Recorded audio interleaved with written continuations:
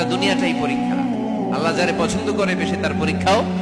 আসাদুন নাসি বালাআন আল আম্বিয়া, এই পৃথিবীতে আল্লাহ সবচেয়ে বেশি বালা মুসিবত দিয়ে পরীক্ষা করেছেন নবীদের। কারণ নবীরা আল্লাহর কাছে কম প্রিয় না বেশি প্রিয়?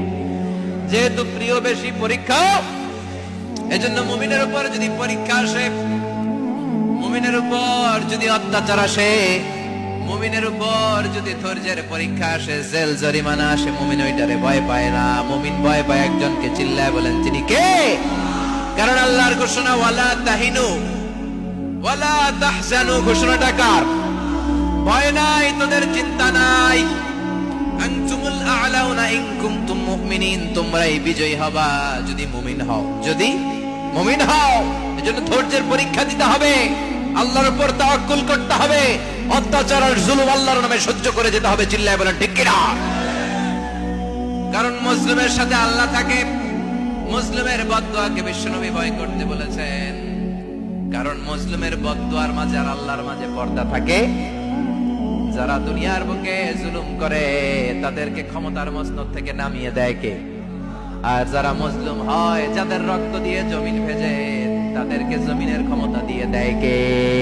আর যারা রক্ত ঝরায়, ইতিহাস বলে তারা শেষ পর্যন্ত প্রাণ আর জান নিয়ে পালাবার জায়গাটা পায় না। চিল্লায় বলেন ঠিক কিনা? এজন্য মুমিন খুব ভালো করে জানে, রাত্রি যত গভীর হয়, সুবহে সাদিকের সময় কাছে আসতে থাকে। গর্ভবতী নারীর পেটের জ্বালা যন্ত্রণা, ব্যথার পেইন যত বাড়ে, নতুন মেহমান আগমনের সময় কাছে আসতে থাকে।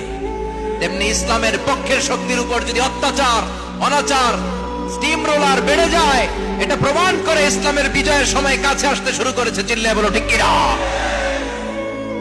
এজন্য রাব্বুল আলামিন ডেকে বলেন, গোলাম লিয়াবলুয়াকুম আইয়ুকুম আহসানু আমালা, কে ভালো আমল করো, কে খারাপ আমল করো, এজন্য আমি জীবন মরণ তৈরি করেছি। চিল্লায় এখন ঠিক কিনা? এরপর আল্লাহ বললেন, ওয়ালাকাদ যায়্যানাস সামাআদ দুনিয়া বিমাসাবিহা ওয়া জাআলনাহা রুজুমান লিশ-শায়াতিন। সুবহানাল্লাহ বলেন, ওয়ালাকাদ যায়্যানাস সামাআদ দুনিয়া। মাইকম্যান কোথায়? সাউন্ডটা বাড়াও। এত দুর্বল কেন তোমার সাউন্ড? মনে হচ্ছে আমি মাইক ছাড়া কথা বলছি। সাউন্ডটাকে স্ট্রং করো। ওয়ালাকাদ যায়্যানাস সামাআদ দুনিয়া, I have beautified the closer sky with candles, with light and stars. আল্লাহ বললেন, আমি দুনিয়ার আকাশকে তারা দিয়ে সুশোভিত করেছি। আকাশে তারা আছে না নাই? এগুলো এমনি এমনি হয়েছে না? তৈরি করছে কে? বিশ্বাস হয়? কোনো সন্দেহ আছে? এখন তো লাইটিং ফাইটিং এর যুগে তারার যে কি সৌন্দর্য আমরা বুঝি না। আমরা যখন ছোটবেলা গ্রামে যেতাম, রাতের বেলা তারার মেলা, কি সুন্দর, একটার চেয়ে একটা সুন্দর। শুকতারা, ধ্রুব তারা, সপ্তর্ষি মণ্ডল, 7টা তারার একটা চেইন আছে, চিনেন এগুলো? কি সুন্দর তারা! এগুলো তৈরি করে রেখেছে কে?